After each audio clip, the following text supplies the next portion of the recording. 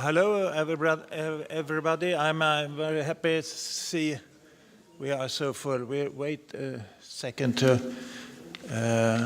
Mr. Rem Koolhaas have come back. No, we have to wait.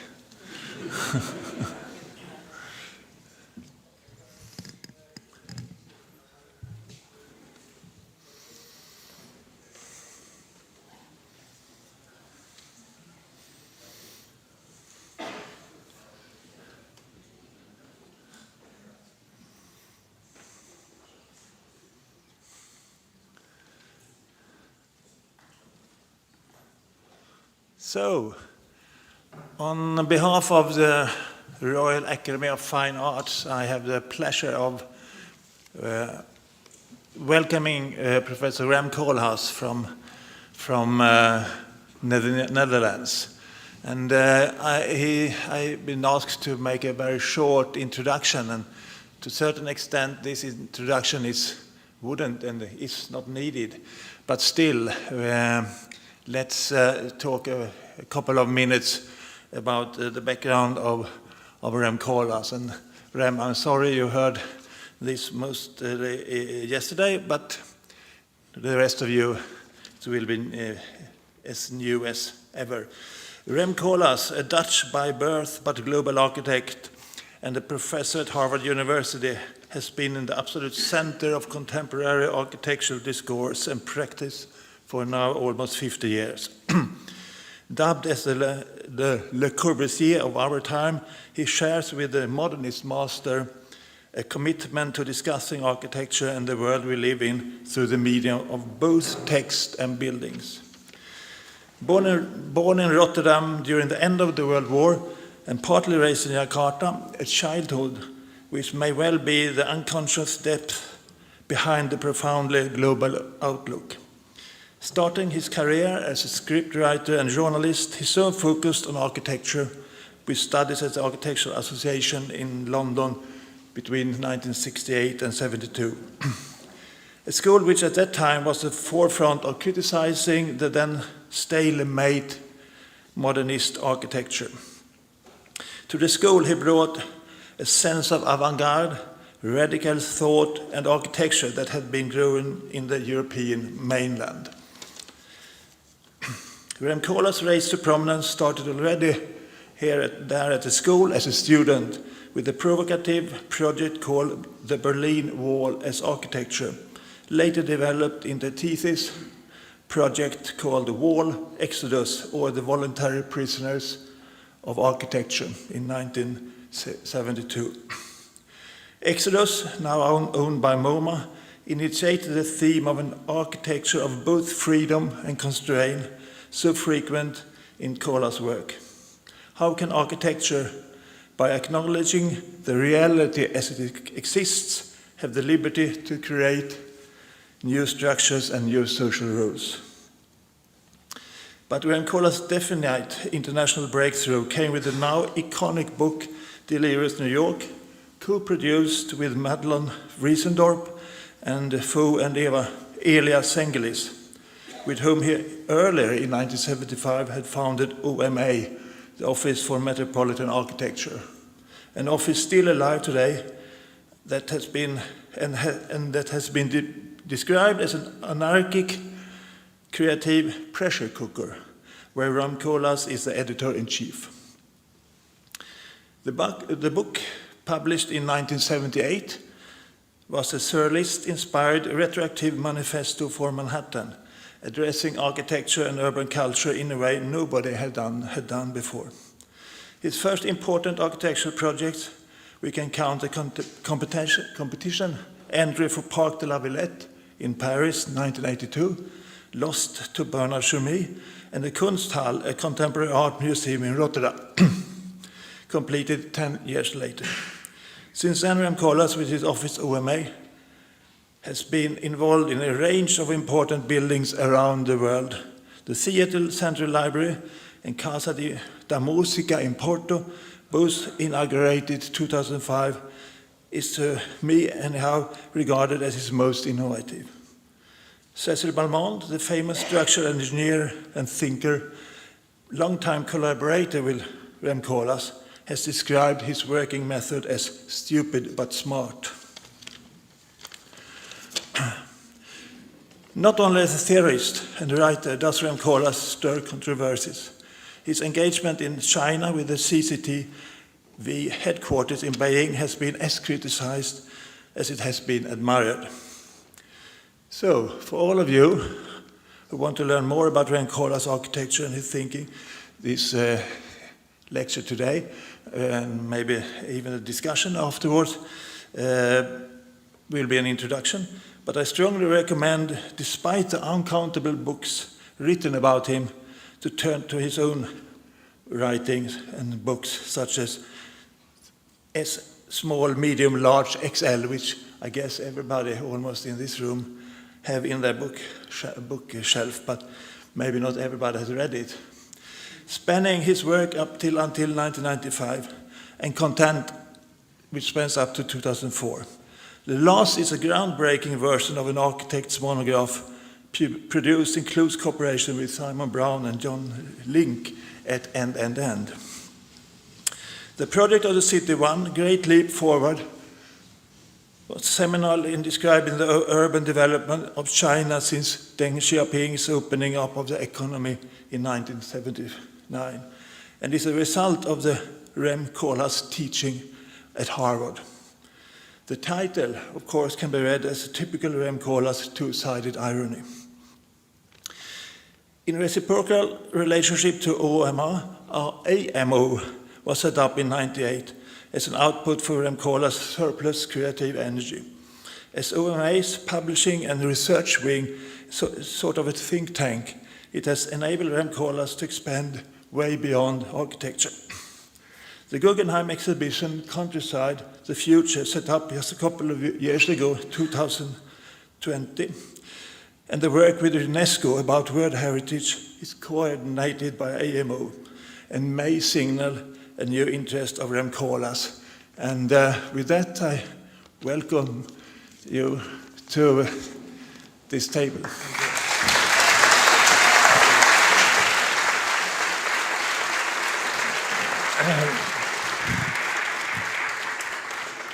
Thank you very much. I will try to give an efficient lecture so that we can almost immediately jump into the conversation. And it so happens that I'm in a good position to give lectures these days, because I'm working on not necessarily an autobiography, but an effort to digest my life so far. And when I talk about my life, I'm also talking about my generation, because I think born in '44, my generation had the kind of privilege. My generation was, of course, deeply marked by the year '68, which is in a way a cliche, and which for most of you will be considered the year of boomers. But in any case, it did leave a deep mark on me. But we were also able to work almost anywhere in the world, because somehow globalization started as a kind of very serious and expensive effort when we were basically in our 30s and 40s. And when I look at this biographical element, I realize that it is impossible to kind of write a linear story, because to do justice to the kind of to each of the different components, I should write a book about my kind of self in terms of my Russian life, my English life, my American life, my Chinese life, my African life, and my Italian life. And what I mean by that is that it is not only that we were involved in all these countries, but that these countries kind of deeply marked me and our work, and that therefore there was a kind of mutual kind of interaction that is extremely hard to convey, of course, but which nevertheless I want to kind of talk about. So I was born in 44. In 51, the European Union was created. I lived in Indonesia at the time, but nevertheless, I think unconsciously it was a very important step because I barely ever kind of felt myself being Dutch, but almost always thought of myself as European, even as a kind of young Dutch kind of person in the Netherlands. This is the kind of signing of one of the Treaty of Rome in 1957. And what is interesting, this is a reunion of a number of European artists connected in the group Zero, maybe familiar here. And this is a direct consequence of the European contracts. And it is the first time that basically kind of people from France and artists from France, Yves Klein, and artists from Germany were kind of simply through this new context of European Union were collaborating. And therefore, each of them was kind of basically inspired by Europe, but also kind of affecting Europe. And I would say that this is also the moment that I, as a kind of boy, became kind of vaguely aware of different art movements. So I cannot emphasize enough to what extent all of this was an inspiration. So this was May '68, and at the very least, I think it was kind of very interesting for all of us to see that the state of affairs of kind of reality could be changed quite radically in a very short time. Basically, in 4 days, the whole of France was converted in kind of state of panic, and things would never be quite the same. And whether that was a good or a bad thing, it was at least a kind of sign that even the state of apparent stability can be changed at any moment. In '72, not so much later, I got a fellowship to go to America. And I want to explain what America then kind of represented. America, and this is a book published in the same year by Robert Venturi and Denise Scott Brown, on Las Vegas. America was then a kind of center of popular culture, so-called. Popular culture was not a negative term. It was not kind of basically a reality show, not any of the kind of currently quite debased and negative manifestations of popular culture. Popular culture was a creative source, and from that source, architecture could learn. And that was the point of Venturi and Scott Brown. They wanted to learn about Las Vegas. And I, at the same time, kind of was working here. They are in an interview that we had with them. I was working at the same time on a book, Delirious New York, that appeared 6 years later, but which was definitely inspired by them. I want to, in this lecture, kind of really emphasize an aspect which is not very often kind of emphasized in terms of what my interests are. And sorry for, I always say we, but in this case, I need to say me. And that is an interest and fascination, but also an ambition to decipher the impact of technology on our lives, not only on architecture, but on our lives in general. And we live currently in a kind of situation where it is a cliche that kind of social media, kind of Google, etc., have created a kind of virtuality, and that we're all kind of dependent on our mobile phones, etc., etc. But what I wanted to emphasize, and which I think has been a driving force between a lot of the work, is that this process didn't start 10 years ago, 20 years ago. It was already going on kind of for a very, very long time. And you could say that the whole idea of a metropolis is already a kind of architecture which is profoundly modified and changed through technology.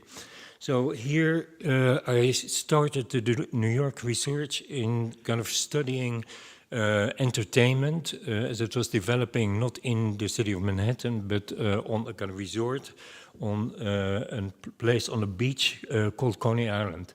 And here you see kind of a number of things in this single picture. You see that one of the kind of qualities of that situation is an incredible density. Really, people are kind of compacted in a way that never has existed before, but they're also sandwiched between a train and a kind of artificial kind of motorway.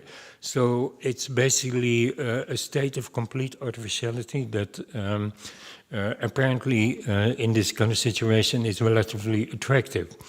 And so here you see that kind of electricity itself could be used to extend the 24-hour cycle of bathing, that experiences such as horse riding through nature were kind of represented or were organized on a large scale, but in an artificial way on this island, and that certain experimentations actually took place where, for instance, seeing whether two trains could meet each other going in opposite direction on a kind of single track. And I think that if you look at some of the ambitions of, for instance, Elon Musk at this moment, you see that 100 years before there is the preparation for a kind of similar kind of mentality. In this entertainment center, they even had the most sophisticated premature baby installation hospital, and that was a spectacle how non-viable human beings through technology could get a chance, and that itself became an attraction. So this is a kind of vision of Coney Island at night. And what is interesting is that you not only see a kind of city based in artificial light, but you also see the manifestation of the first skyscrapers, and significantly kind of some of the developers of these pleasure areas later developed architecture in New York. And in terms of artificiality, this is a cartoon that appeared in New York in 1909. And it shows kind of really how radical the surrender to technology was at that moment, because what it represented, you could take a standard kind of suburban environment, a house and some nature, and multiply it. And basically you could multiply it because there was steel, and maybe more than that, there was an elevator. Both new technologies, and particularly the elevator at that point, an invention not more than 40 years old. And so basically, again, from this kind of situation, suddenly emerged this situation. And in a certain way, I think it's slightly misleading that Delirious New York is associated with surrealism, because this has nothing to do with surrealism. This is kind of simply a form of development which is driven by technological innovation, and which creates a kind of massively disruptive effects. And of course, the word disruption, has received a new currency also in kind of Silicon Valley. But I would say that this is kind of really a very drastic reduction that was there already kind of very long time before that. And what I find kind of really amazing is how certain inventions, perhaps like the elevator or like the kind of escalator, were almost kind of perfect at the moment that they were launched, and actually almost barely underwent substantial improvement over their lives. This is a kind of building which was proposed in New York, simply an extrusion of the territory, but its air conditioning system basically proposed to use salt air, fresh air, dry salt air, perfumes, medicated air. So immediately the elevator was combined with air conditioning, and air conditioning was not seen as a kind of simply pragmatic way in which you could support human life, but it was seen as a kind of a machinery that could induce all kinds of other sensations that were not possible by any other means. Sorry. Not possible by any other means.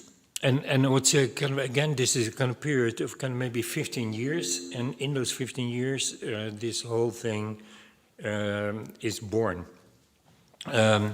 This maybe the most drastic manifestation of that kind of architecture was a building which I discovered in Manhattan, which was called the Downtown Athletic Club, a series of kind of sports that were kind of superimposed, and a collective floor, and then a series of bedrooms. And if you look at the kind of single plan, you see a locker room. Lockers are where you get undressed, you take your clothes off, an elevator, a bank, of course. Next to it, there was a kind of boxing ring, and here there was an oyster bar. And so I would say, and that at that time was my main interest, how does technology enable life to be lived completely different, and what kind of radical combinations can be imagined, not through the support of architecture, but more through the support of these technologies. How can life be imagined in a different way? And so this is a drawing that I then made, kind of eating oysters with boxing gloves, naked, a combination that never had kind of existed before. Anyway, so this is kind of one, let's say, beginning period of an exploration of architecture. But then, of course, architecture is not an independent entity, and maybe more than other domains or forms of knowledge, it is completely dependent on kind of political change and on political situations. So 6 years later, after kind of finishing the book about New York, there was a triumph of Ronald Reagan in America and Margaret Thatcher in England. And what they did together, collectively, was to abandon and to discredit the credibility of the public sector, and to kind of emphasize the market economy as a kind of final arbiter of every kind of single decision, and also therefore radically kind of change architecture, because from a tool or an expression of the interest of the kind of public sector and public life, suddenly the architect became, in very many cases, a tool of the developer.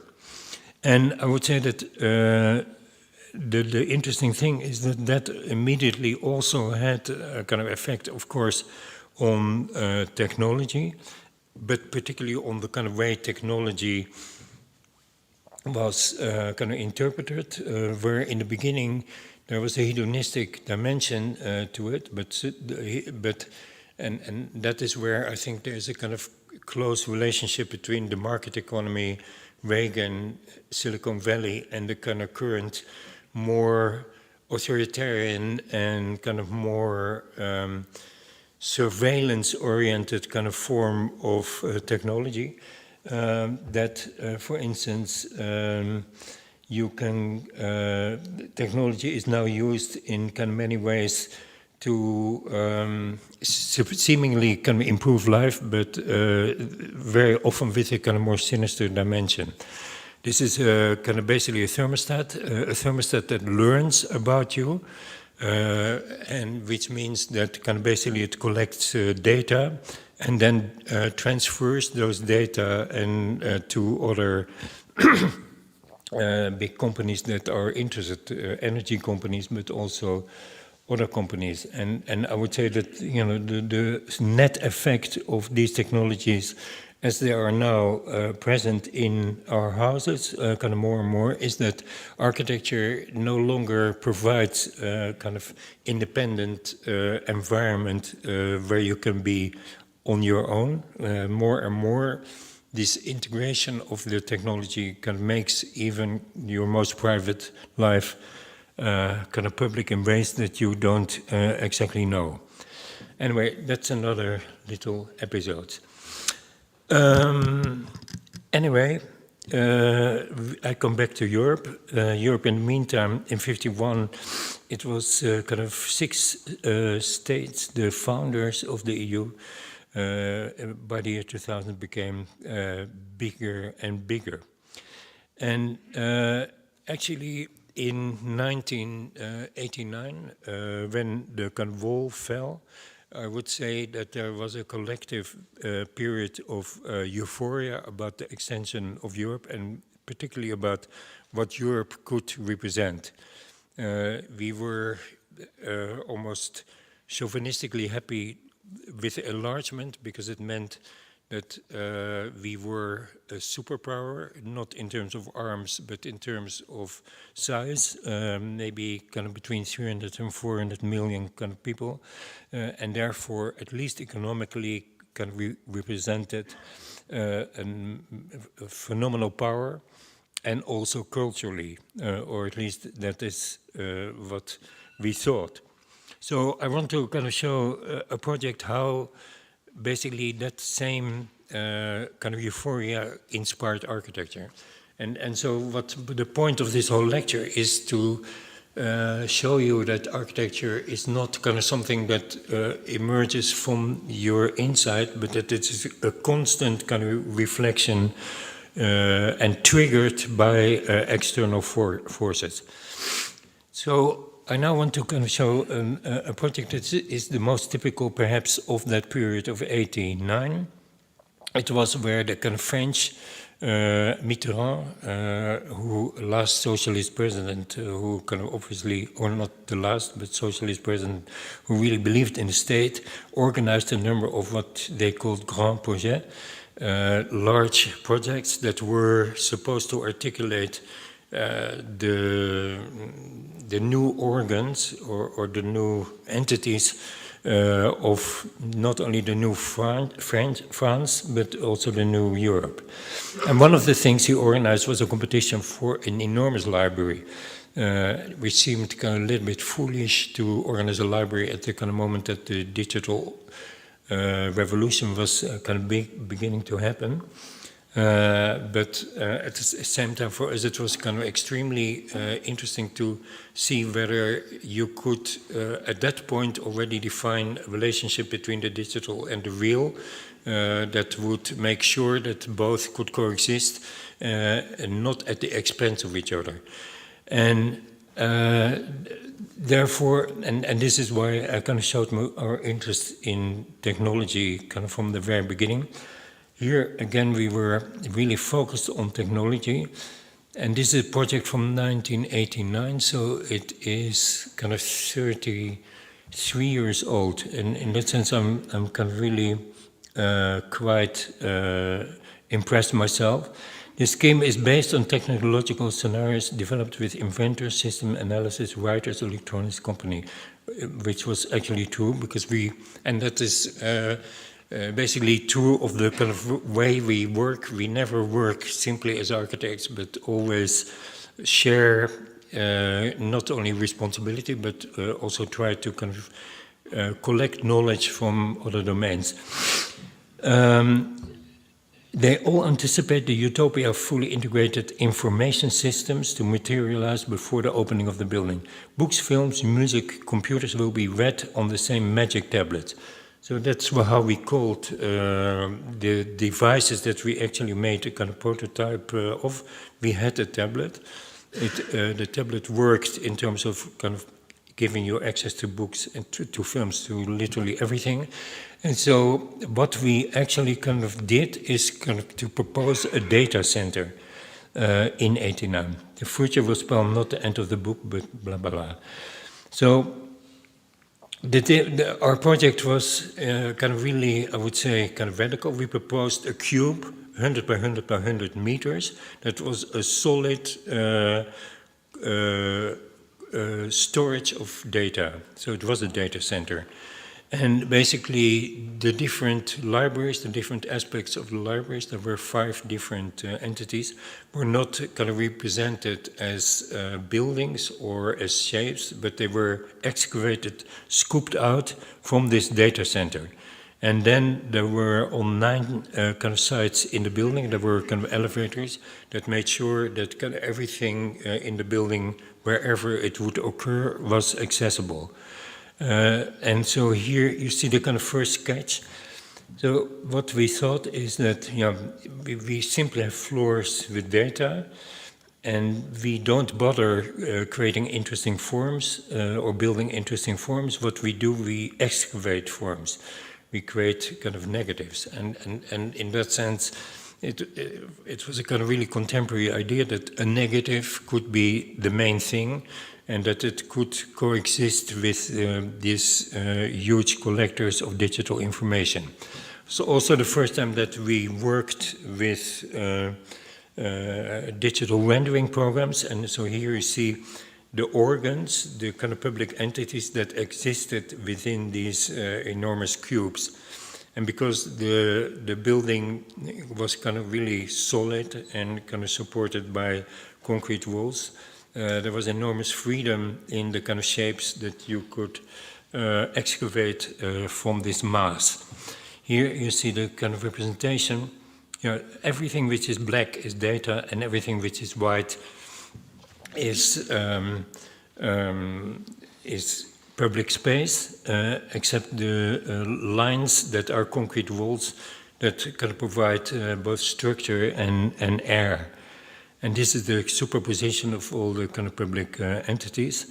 And here you see, almost similar to the plans, the sections where you see in black the concrete walls and in white the perforations that those public spaces kind of generated in there. This was a facade, a deliberately vague statement of different realities kind of exposed on the same plane. And in order to kind of show what we were doing, we basically built 2 models. This one, the solid one, which represented the data center, and here a kind of reversal where the voids were also kind of represented as solid. The unfortunate thing about architecture is that you almost can never hope that this kind of invention, because I would say it's a kind of real invention, but also an invention whether an element like a data center can become part of public life and not an isolated and kind of secretive thing in the kind of on the North Pole, and how the life can be organized in such a way that a citizen is constantly aware of everything that is kind of stored and why it is stored and how you can enjoy what is stored. But there is almost never an opportunity. You basically don't win a competition with that kind of statement. I skipped this. Okay, so this was European euphoria and happiness with the kind of new scale of Europe, and an attempt to translate that new scale and that moment of euphoria in a non-abusive exploration of what technology could mean within architecture, and also a non-commercial exploration of what technology could mean within the overall expansion of the market economy that the age of neoliberalism kind of introduced. Then, basically, in '95, a few years later, there were kind of signs that the market economy would, Mitterrand disappeared. There were signs that the market economy was going to be, even in Europe, or maybe especially in Europe, becoming kind of more and more dominant. Many countries were in the process of deregulation. Even the Netherlands, which is perhaps the most highly organized country in the world, which suddenly kind of gave up and is now in a kind of terrible mess because of that process.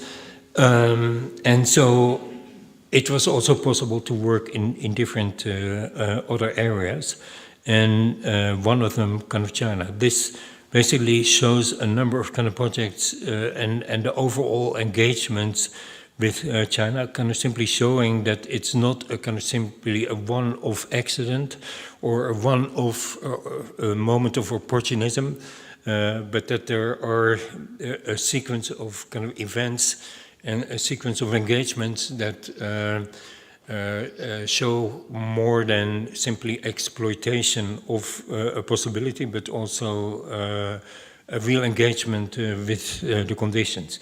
We started going to China with an investigation of the Pearl River Delta.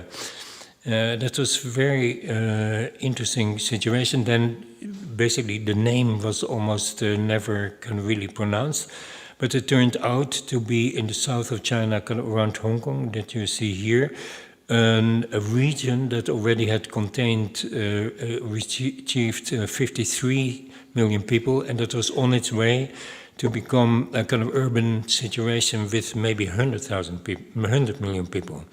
At the time, it was still not all Chinese. On the contrary, this was English. This was Shenzhen, a kind of city a twin city with Hong Kong, Chinese, but a special economic zone. This is Guangzhou, Dongguan.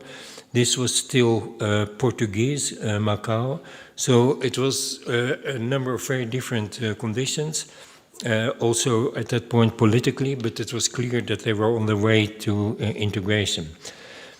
It was a city that, initially was kind of very, or an environment that was still relatively innocent. There were many kind of fishing industry, agriculture. But in 1978, the then president of China had announced that simply the pursuit of money was compatible with the interest of the Chinese Communist Party, and therefore launched again a Chinese version of the kind of market economy in China, and that created an enormous kind of boom in this whole situation. What was important for us is to understand what were the effects of architecture then, and how should we interpret or read these kind of situations. These are the kind of growth diagrams, and the Chinese also kind of built a bridge from Macau to Hong Kong, creating a kind of circular model of city. And when I say created, they kind of literally created, kind of with a highway. Interestingly enough, the Chinese don't kind of build infrastructure on the ground.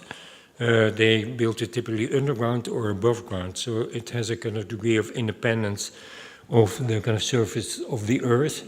And where we build infrastructure when it is necessary to solve a problem, in a way, in China, that is not the case. The infrastructure is kind of more treated as a kind of prediction, a prediction of future growth and a trigger of a particular plan for developing and creating almost out of nowhere these urban conditions. So again, complete artificiality.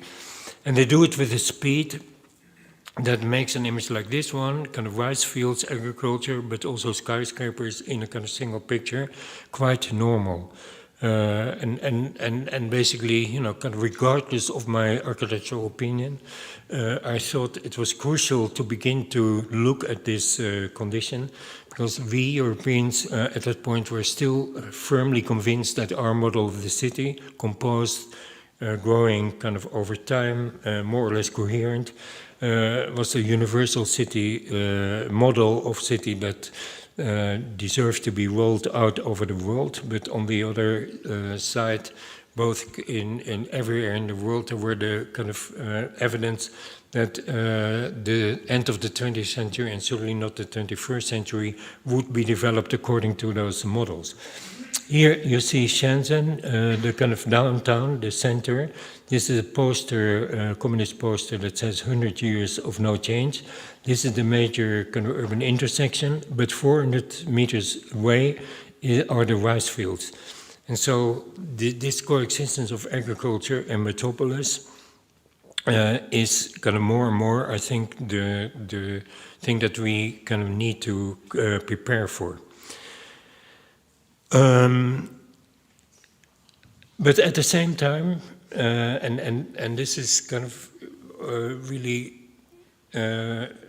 trying to explain how you can be, as an architect, at the same time involved in kind of research in terms of how things are developing and what is going on in cultures that are different from our own and that we are typically judging negatively, but that may perhaps have kind of interesting aspects that we should at least know about.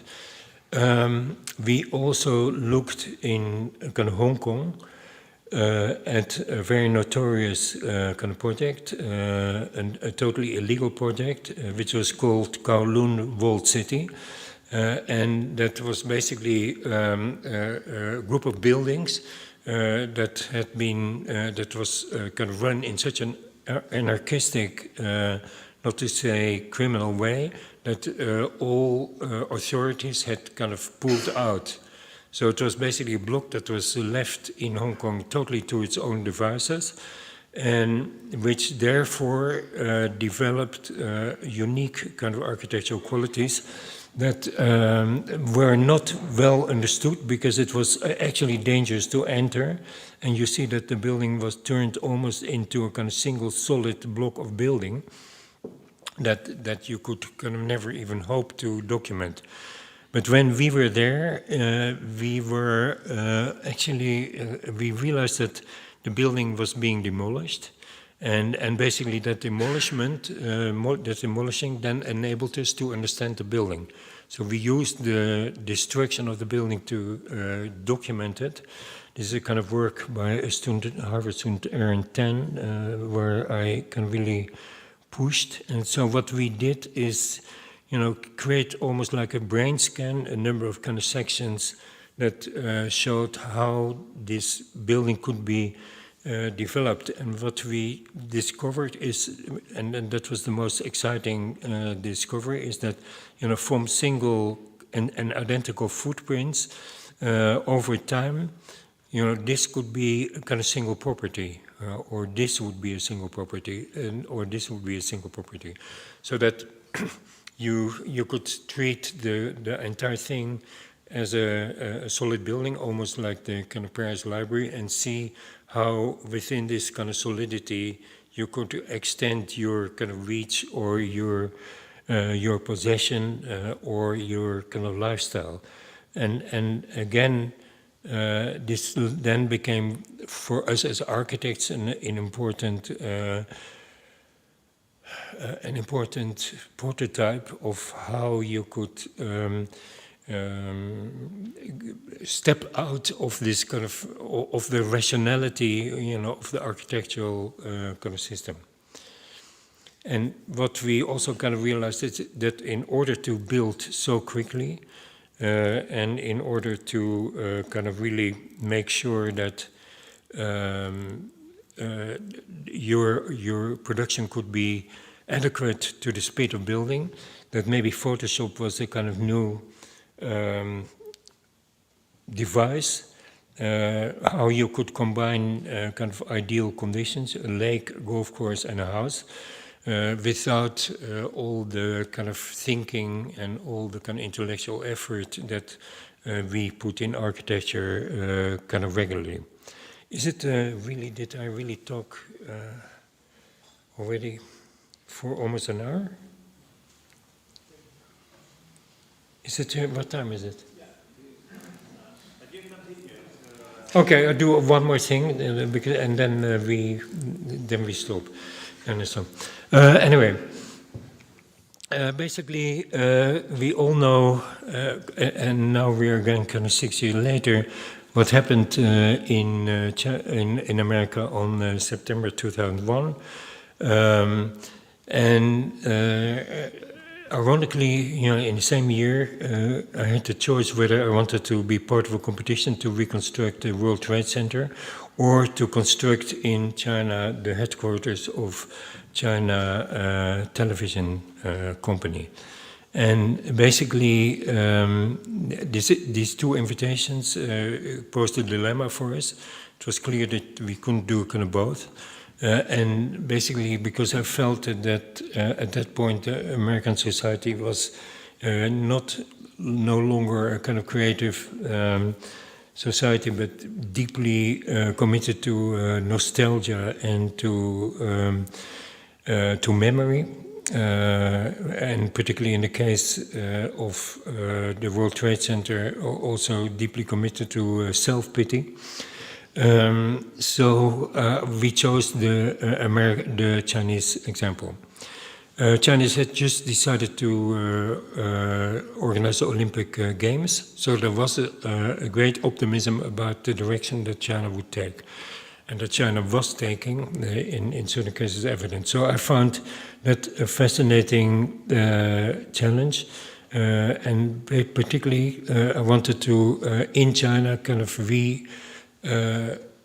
visit the notion of the skyscraper, because obviously the skyscraper was maybe the newest typology generated by technologies.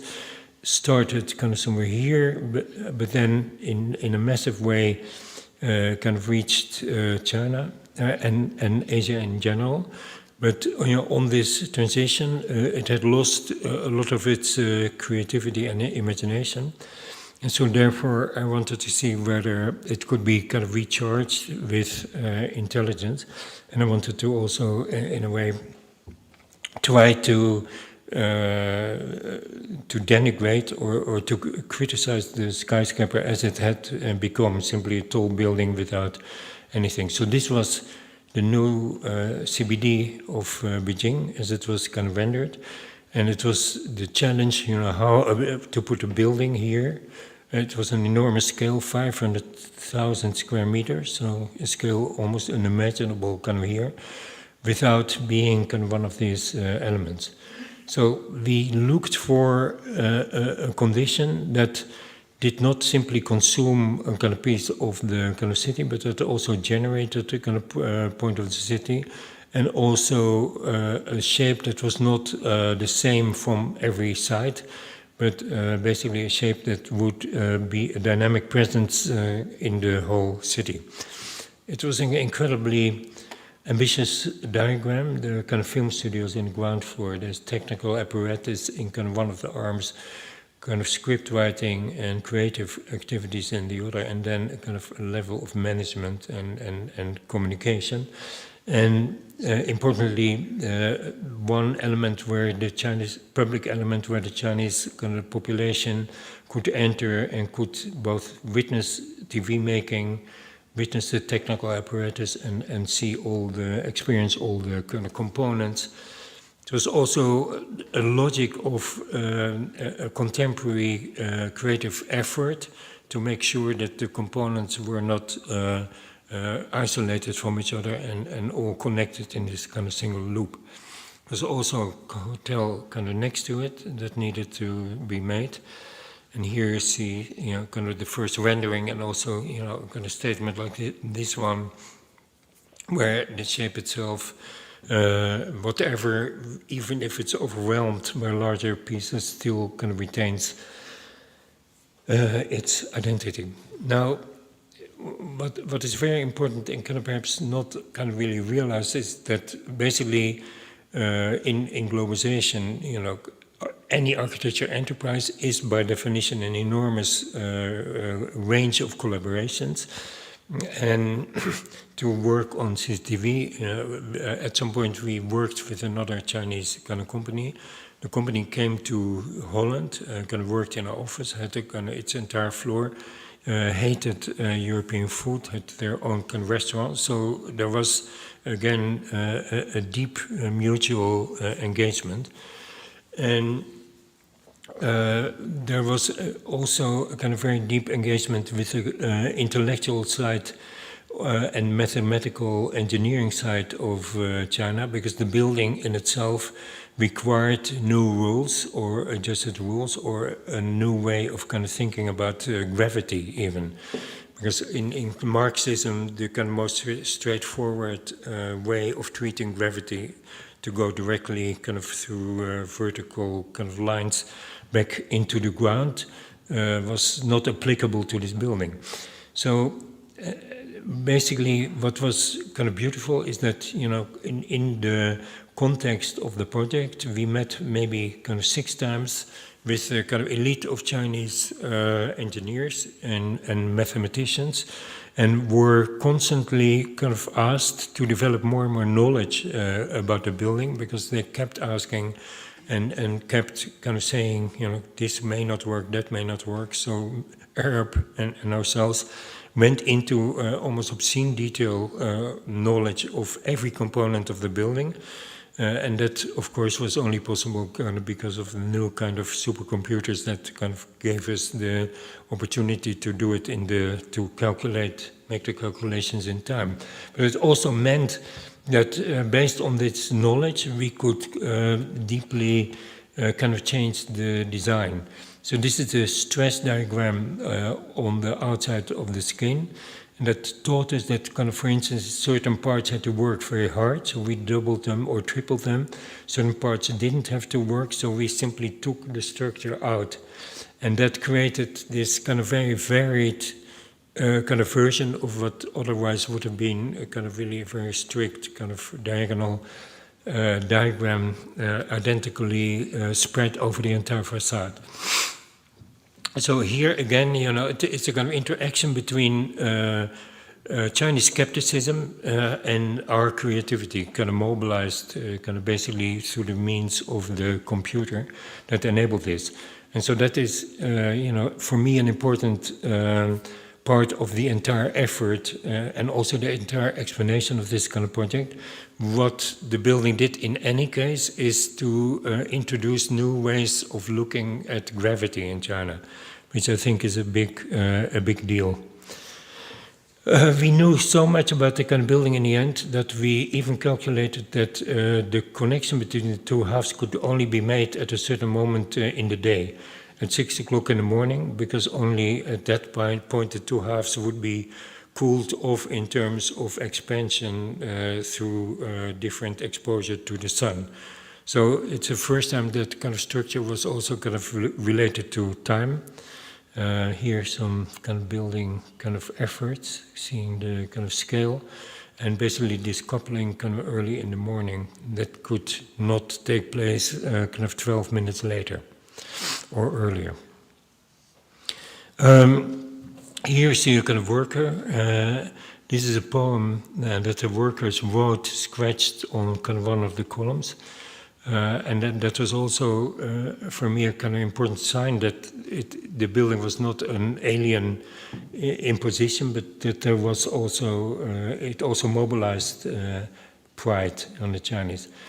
And of course, we have the kind of strange situation that, you know, we were very criticized for working for authoritarian kind of regimes. Then when we were kind of built, done, we were treated by Western media as if we represented the new China. And nevertheless, there's now a kind of president who is against the building. So the building went kind of in its short history through almost all the conditions, welcomed in China and then less welcomed in China, kind of criticized in the West and then at some point welcomed in the West, blah, blah, blah. So it's a total turmoil of different readings. But I want to kind of end this presentation simply in terms of showing the building as it now physically exists and what to me is exciting about it. It's a building that, I prefer almost this image where it's like a black hole. It's a building that can basically has, in my eyes, amazing ability to associate itself with any environment in China. The new one, the kind of old one, the messy one, the poor one, it doesn't kind of really matter. It has an ability to connect itself with elements of traditional Chinese kind of history. And I want to, kind of show a series of pictures that show how this building is kind of really truly unstable in terms of its identity, and how it can be either a ring or a hammer, and how this kind of instability is for me an incredible quality, but probably for the Chinese current regime that is emphasizing stability under any conditions, kind of really a problem and an eyesore. Here at night. And this is a kind of sequence of this kind of movement, and how this structure outside also introduces inside a lot of almost sculptural kind of conditions. Okay, so end here because otherwise we have no time. I realize that almost any of this doesn't offer any comment on Sweden. It's a completely un-Scandinavian kind of presentation. So I'm not sure what you can make of it, but let's see.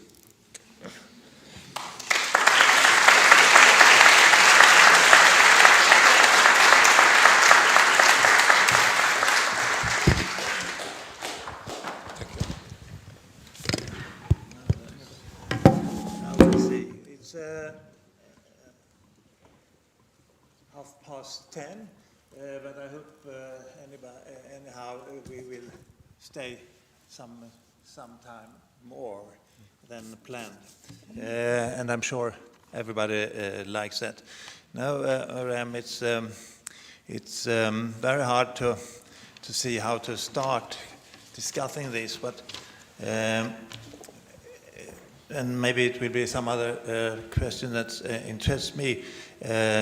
In relationship to your work, but when you talked about the technology as a driving force, to me, to a certain extent, it reminds me of Bruno Latour's actor network, where the world seems that we are humans, but the non-humans, like machines, or for that sense, ideas communicate with us as agents.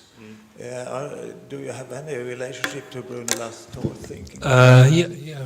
We were friends, and then that is of course a kind of interesting situation. That of course in a lecture like this, I barely touch on kind of influences or on.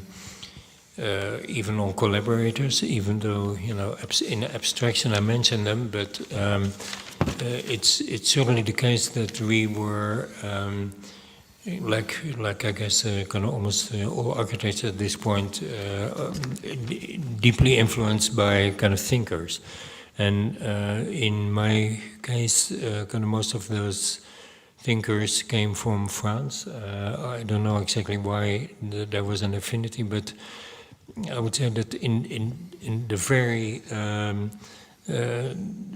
maybe the most inspiring of all of them was Roland Barthes, who in mythology described the world in a very unique way through semiotics, where basically nothing was unimportant, and whether he was describing serious things or unserious things, he did it with a kind of intelligence that extracted from all those examples meaning, and I think that was very important in opening also kind of for me the possibility that I didn't always have to look at formal architectural expressions or at serious architectural expressions, but that anything could be read as a kind of significant to architecture or meaningful, even if the meaning was kind of vulgar or. So that was important, and Bruno Latour, in the last 20 years was kind of certainly important also in working on, in helping me switch from a kind of metropolitan obsession or interest to taking the countryside more seriously. Because that was for him, he was kind of really more and more kind of looking at the earth, the ground, literally, and the kind of first meter of the ground, what was going on there and how we had to protect that. Okay, that's so I wasn't mistaken, and when I saw some similarities. Another question that has been of great interest for me, and it also relates then to the 2020 shock laureates, Andrea Branse.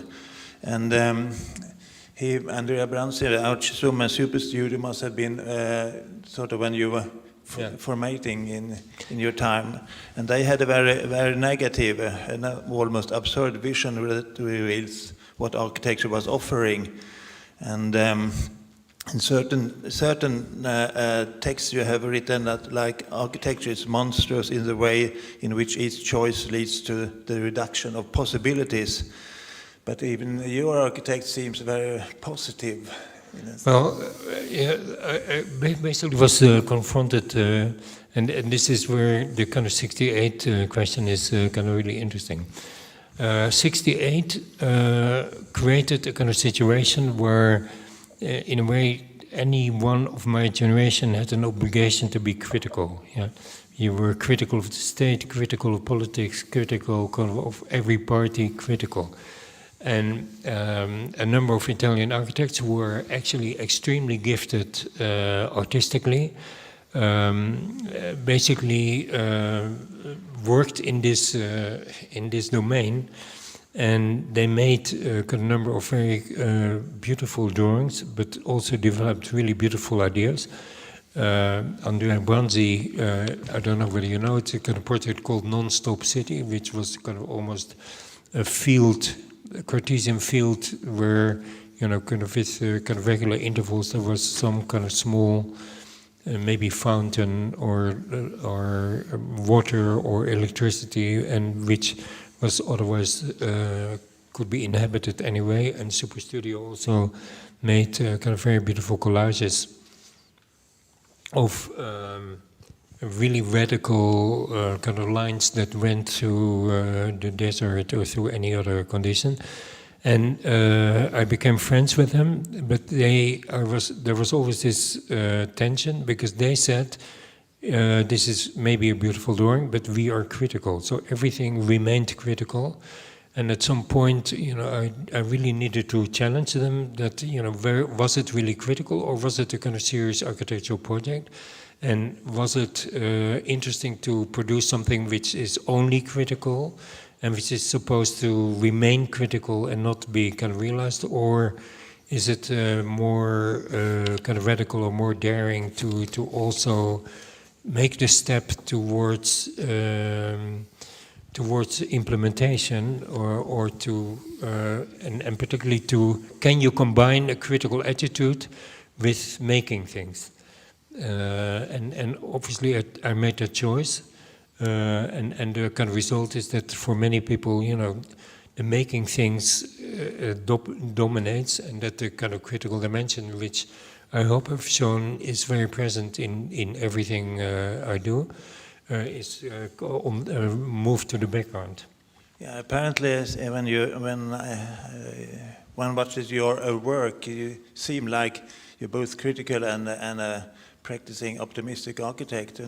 But I once had a conversation with Manfred Tafuri, and then just when I tried to also see that could be a possibility of being placed on both sides. He just screamed and called me a monster, and it was here in Stockholm, so I've been a monster ever since. Yeah. But really? Okay. So I can testify you're not a monster, but I think there was kind of something very Italy was really in the grips of an ideology that was, on the one hand, enabled kind of really very strong fantasies, but that was very intolerant at the same time, and that created a really taboo to take things kind of on any other level than official criticism. And I met Tafuri a number of times. I never spoke to him, but I think that he was indeed a kind of very nihilistic kind of writer who really forbade kind of people to think in a certain way. Yeah. Trying to still be in this range of questions, it also seems that this in the 60s, early 70s, there was the counterculture had a sort of a liberatory repertoire, not only in architecture but in how it talked and designed. And originally this was directed against capitalism, but has been since been integrated as a part of the thinking of big companies. Do you see that the type of you talked about? We are now in a technological world where we're being always supervised. But that way of interacting and trying to open up a society has been turned against us. Yeah, I mean, the way you describe it is kind of, probably more or less accurate. But at the same time, I think we need to be kind of incredibly careful that we don't fall into kind of moralistic cliche, and that goes for myself. I'm not talking about you, but I do think that the connection between technology and extreme economic gain and extreme intelligence, because obviously the intelligence collected in Silicon Valley is kind of extreme. But without the input of a kind of social program, which is the kind of almost desired outcome of giving or surrendering completely all our values to the market economy, is a kind of very logical outcome. But I think that I'm not saying that this will be forever the case, or that it cannot be changed, or that we cannot kind of basically evolve into a different kind of political system, although kind of right now the signs are really dire, obviously. Yeah, they are, and here in Sweden we now just have the election and in a new right-wing government, who is anyhow in our country we shouldn't talk too much about Sweden, maybe, but there's a new morality coming on, which I also tend to see it's in Central Europe, and that affects architecture. It seems like we are getting closer to a sort of an architecture that's again traditional and more like a stripped classicism, and then of course that's is very strong today, I feel. Well, yesterday there was a kind of prize ceremony, and I gave a little kind of presentation, and I was kind of saying that you could kind of read my work as an engagement with globalization, but the kind of result is that, you know, I did work in Russia, work in China, work in Qatar, work in Syria. So in retrospect, you know, I worked on a kind of huge scale for the wrong people. So I'm very alarmed at the kind of current moment where basically we are only judging, whenever we judge, we basically judge negatively other systems, and where it seems that diplomacy has completely disappeared, and where an interest or a curiosity how other people live is also kind of replaced by sheer negative judgment. So personally, I'm really remain very committed to not only diplomacy but also communication, and I actually do everything to kind of remain involved in China, and even remain involved in kind of Russia in terms of a number of completely positive and unrelated to any kind of regime activities, because I find it too simplistic to cut off every connection, but also every possibility of Russian citizens to live into, to have a different kind of reality than the one the regime wants them to have. So, and I cannot comment on the situation in Sweden. I think your problem is that you have such a beautiful history of stripped classicism that now you cannot protest anymore that people want stripped classicism. Maybe you have been too enthusiastic about your own past. Yeah, well, maybe we will see what happens. That's not only the stripped classicism who is back in Sweden. There are, but to change the subject a little, I have to ask, I have to comment on that, because you are often misunderstood. A comment, "Fuck the context," has been sort of very well known and used in Sweden, mostly misunderstood even here. But the fact is that in Sweden, anpassning, adaptation to the architectural context is formulated in the Planning and Building Act. It means that we are maybe the only country in the world that it by law we has to adapt. And I don't know, it can't be the case in Netherlands. I think fact context was, of course, a provocation, but I was really becoming a bit bored by the obligation and the simplifications that contextualism kind of imposed, and simply indicating that there were certain scales that simply could not be contextual in the traditional way, but that could establish relationships in another way. And basically, the surprising thing about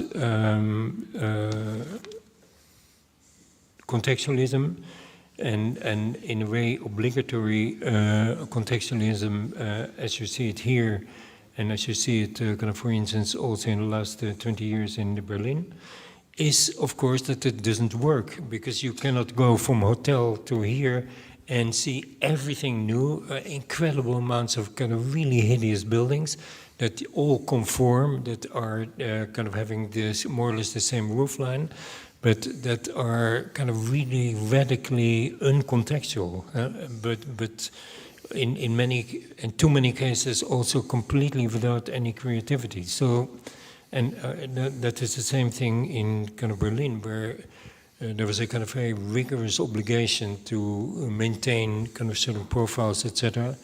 And but where it really went at the expense of some other possibilities of architecture. Yeah, that's the critical reconstruction of yeah. So it's still here around in Stockholm, and I think that in Stockholm has had a great relationship to Germany. In earlier there was a better contact between the Anglo-Saxon world, but architectural today it's Germany. Really? I didn't realize that. And do you feel that's bad? if you ask me, yeah. Okay. Yes. Is that generally kind of shared feeling in the audience, or kind of? If we in Switzerland is Germany in that sense. Oh, okay, also, yeah. okay. I don't know. Maybe say no, or if you don't agree with me. But I think that the presence of Switzerland is very strong. I basically, one of the kind of things I enjoy most is making exhibitions, also with partners, and I'm still working on an exhibition with a friend, Hans-Ulrich Oberst, who is an art creator, which is called Small Nasty Countries, and we want to do an exhibition of Netherlands, Singapore, and Switzerland. Yeah, include Sweden. So maybe we can kind of address that issue, the Swedish suffering under Swiss imperialism. Yeah. We are looking forward to that, and I think that's for our discussion for the time being. Anyhow, could be a nice end point, and we have to invite the public if there are questions or then comments if we are a small nasty country. I think architectural wise. But are there any questions? So they can then use my microphone, and Teresa, you can walk around. I think you could also simply talk. Without microphone. Yeah, but then it doesn't go into the streaming. Unfortunately, everybody has to use a microphone.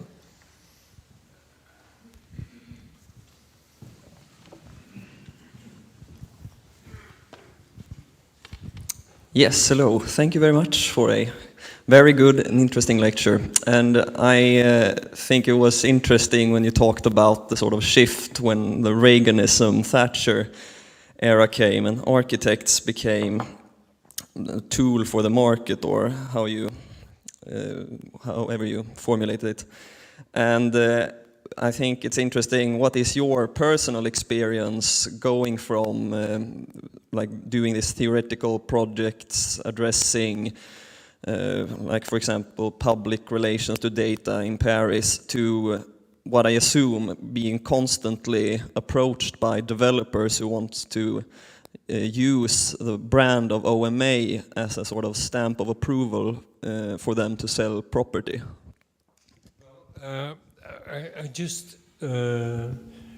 I think that by combination of design or deliberate effort on my part, but also kind of somehow what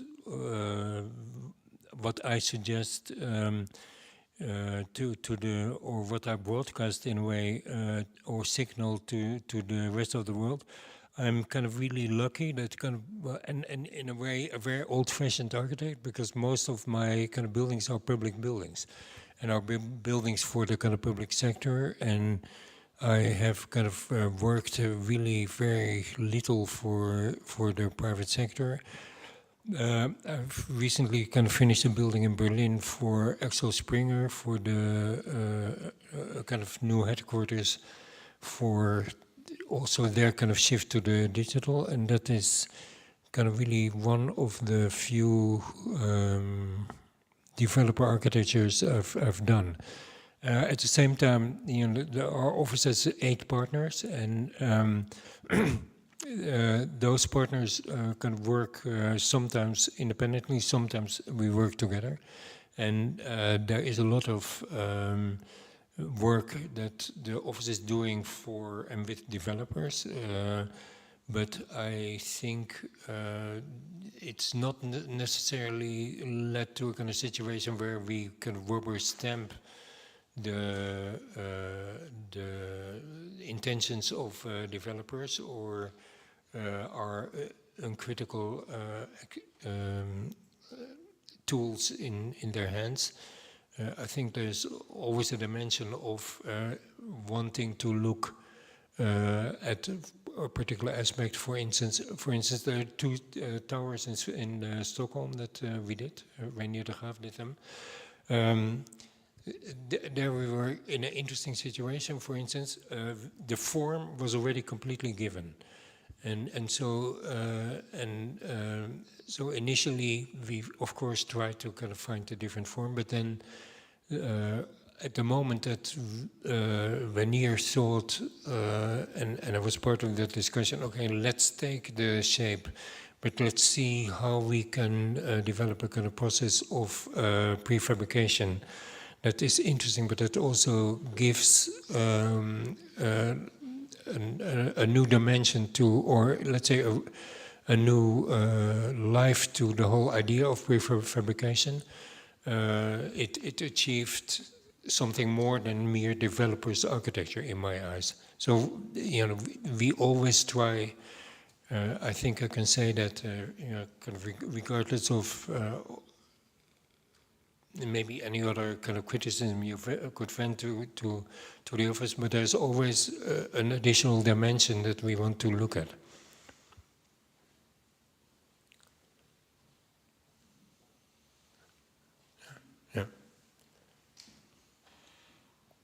Yeah, I have a question maybe also because I know there's a lot of young students in here that are sort of go into the subject from now on, so to speak. And the question might be around, there was sort of a, well, let's put it this way. Do you think it's relevant to see architecture as a discipline, you know, that has boundaries around it somehow, where some things are suited and some others are not? Well, yeah, the answer is no. It's you must have noticed that I'm kind of somebody who's deeply aware of the instability of the current moment, but I'm probably also kind of somebody who's responding positively to instability. And I would say that, you know, in the kind of early period, I was incredibly bored by the disciplinary borders around the architecture, and kind of really, you know, and for instance, I can describe one example. I was once in a lecture by Louis Kahn. And Louis Kahn was kind of pontificating on the stage, kind of talking about the eternal values of architecture, how architecture could have huge effects on mankind, how beauty was universal, identical in Pakistan to Philadelphia. And the kind of the speech was, even though I had the greatest respect for his work, but the speech was really revolting. I mean, I had to leave. And so, if you would have asked me this question kind of 40 years ago, I would have said, I'm totally against those limitations, and we need to kind of find other inputs, other connections, other influences.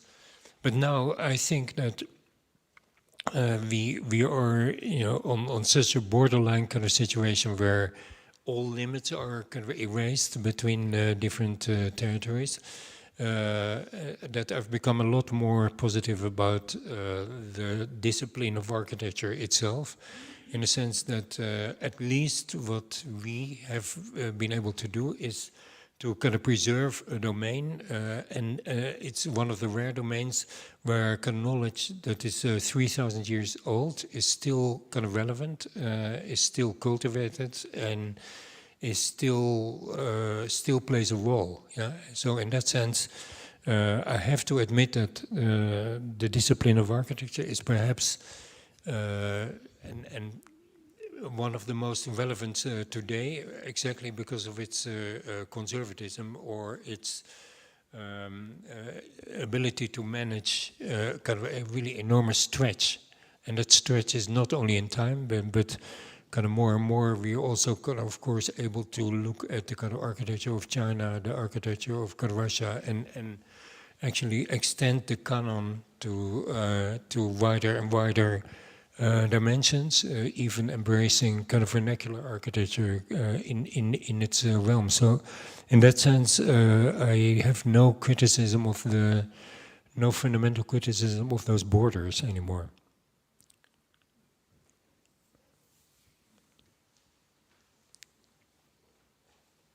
Which isn't to say that a lot of boring things happen within our domain. Yeah.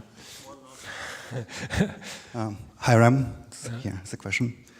Thank you for the lecture today. And the question is more of asking for a prediction. Do you think that architecture that is produced today has a capacity to offer some sort of invention that architects of the future will be studying, researching, interpreting, looking for new meanings in a way similar to how we look at architecture of the past now and how you do look at architecture of the past yourself? I didn't get your last sentence. Do you think that architecture produced today has a capacity of invention that architects of the future, architects of the future will look at what's done today, looking for new meanings and interpretations? Well, I think that is kind of such an open question that I can only say yes.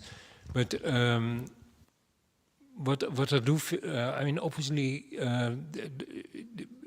in the past kind of 30 years, we've been kind of really confronted with an almost free-for-all for architects, but also the complete abandonment of common terminology, but also common kind of visual language. It's been the kind of explosion of individualities that had kind of some very kind of interesting dimensions, but that are, if you look at many of the examples now, including my own, I would say, don't create a kind of sense of this is the future or this is something we should develop. On the contrary, it's kind of clearly coming to an end, simply because of global warming, and therefore, I think it's a kind of very interesting moment because we, by external forces, we are kind of forced to kind of work on a kind of common themes, much more common themes than kind of even 5 years ago. And so I don't know in what terms architecture produced in the 5 years will be considered, in 10 years. I have no idea. But probably, as a kind of mixture of awe, how crazy could they be, but at the same time, profound criticism, how could they raise so many kind of resources? And the idea that whether we want to or not, we are now kind of forced into not necessarily a kind of collective thing, but at least in common kind of assumptions or common knowledge, and all being forced to contribute to a serious effort. I find that really very interesting and welcome.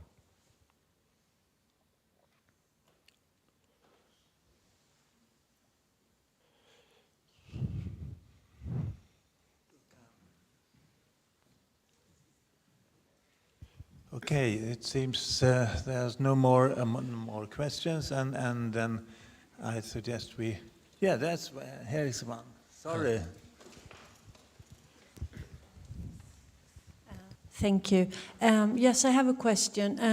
Given the fact that a lot of researchers in sustainability nowadays claim that we should build no more, there's enough space, it's a matter of distribution of the spaces that exists. I'm wondering what you could say about architecture being tied into the new project, and if that's absolutely necessarily so, if we can also communicate to students another way of approaching architecture that is not tied into building new constructions. And I think that's also, given your own extensive research on urban conditions and so on, I mean, could you just provide another kind of perhaps definition of architecture that undoes this link to new constructions? I don't know whether we can completely undo the link to new building, but the idea of, let's say, the notion of preservation, I think is incredibly crucial and also provides a kind of really partly unexplored territory for imagination.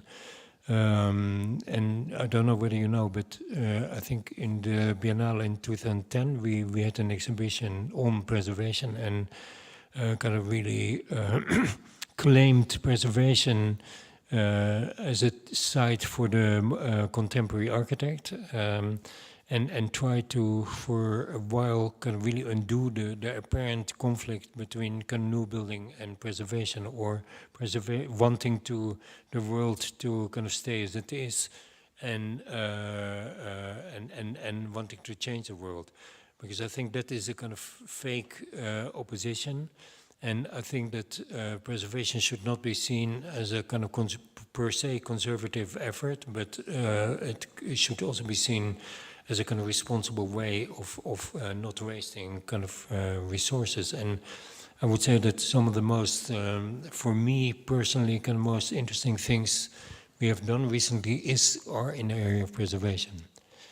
For instance, the garage in Moscow is kind of an incredibly kind of respectful treatment of a kind of building that was there in the kind of 70s, and that somehow we gave a new life, and that's a kind of very exciting domain. Yeah, so I agree with you.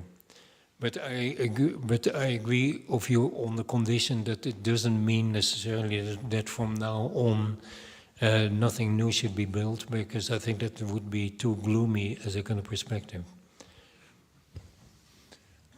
Okay, and that be the last word for this shock lecture by Rem Koolhaas. So I thank you first. I thank you, Rem, and then I thank the audience, and I thank the Royal Academy of Fine Arts. But not the least, we have to think a bit about Rolf Schock today. Thank you, and have a nice continuing day.